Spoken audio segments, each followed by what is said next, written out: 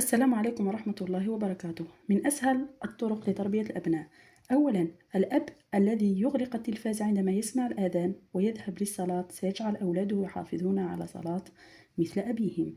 ثانيا، الأب الذي يطرق الباب ويقول عند دخوله البيت السلام عليكم ويبتسم لزوجته وأولاده سيعلم أولاده الابتسامة وإلقاء السلام والاستئذان.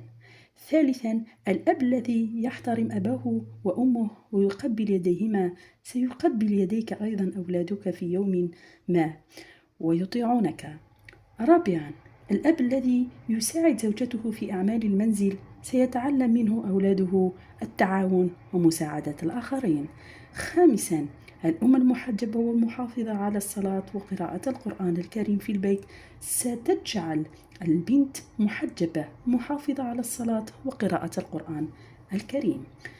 سادسا، الأب والأم المتفقان المتفاهمان فيما بينهما خاصة أمام الأولاد ولا يتشاجران ولا يرفعان أصواتهما سيجعلان أولادهما يحبون البيت ومتآلفين ومتحابين وأكثر تماسكا وأكثر تفاهما. سابعا، الأب الذي يصل رحمه ويحسن إليهم ويحبهم سيتعلم منه أولاده صلة الرحم والبر والإحسان. ثامنا، الأب الذي يأخذ رأي زوجته وأولاده في بعض الأمور ويتناقش معهم ويحترم رأيهم سيعلم أولاده مشاركة والإيجابية. تاسعا، الأب الصادق مع أولاده سيعلمهم الصدق، والأب الذي يفي بوعده معهم سيعلمهم الوفاء بالوعود مع الناس. عاشرا، الأب والأم المحافظان على النظافة والنظام والترتيب سيجعلون أولادهم منظمين في حياتهم محافظين على غرف نومهم. 11 وهي النصيحة الأفضل أراها أنا: علم ابنك القرآن الكريم والقرآن يعلمه كل شيء.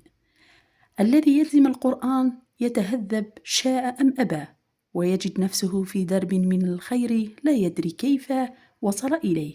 فما أسعد صاحب القرآن حينما يسري في عروقه ويشبع قلبه من لذته فتأتي تنهيد الرضا: الحمد لله الذي هدانا لهذا. والآن أترككم أعزائي المشاهدين وشكرا لوقتكم الثمين، إلى فيديو جديد إن شاء الله. ومن أعجبه الفيديو فليشترك في القناة ويترك لنا تعليق. مع السلامة.